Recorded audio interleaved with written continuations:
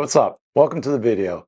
So in today's video, we're going to talk about this Epiphone 1979 Kirk Hammett Flying V. This one comes from the Inspired by Gibson series. So it's a little different than their standard line of guitars. So these have like upgraded pickups and usually Gibson pickups. These are Gibson calibrated T-type pickups. And another feature of these Inspired by Gibson is the neck. So it's a one-piece neck, so it doesn't have the scarf joint here where they would normally attach them with two pieces of wood to get it. So it's carved out of one piece of wood. So they are putting a little bit more cost in wood into these upper end Inspired by Gibson models. The one thing that they didn't upgrade on some of these at this point, I think these were released last year, was the fretboard. They still did I believe this is a Laurel fretboard.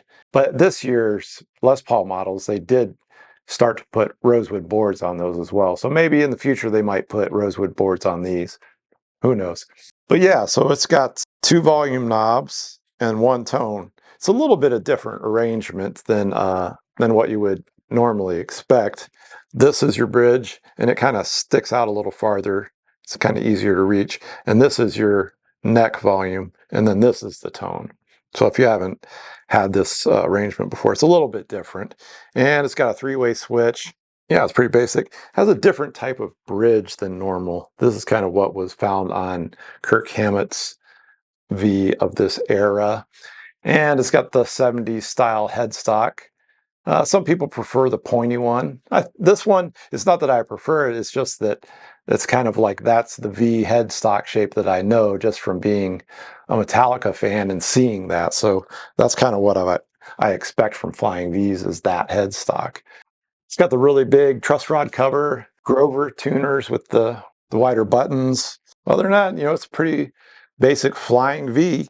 And, it's basically what Kirk Hammett would have been playing back in the Kill 'Em All days. So let's go ahead and listen to it.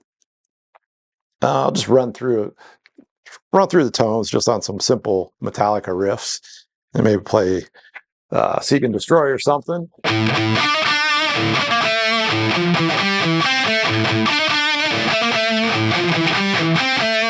Let's try that in the middle position.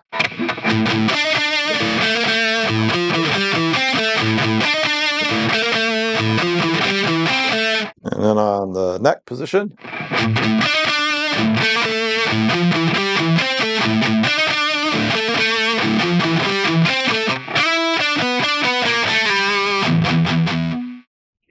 But in reality, who's buying this to play anything other than metal on the bridge position,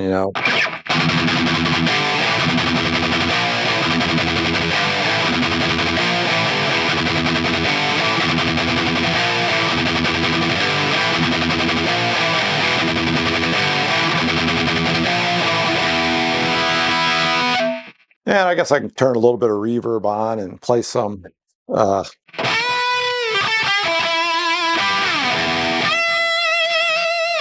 little bit of lead stuff.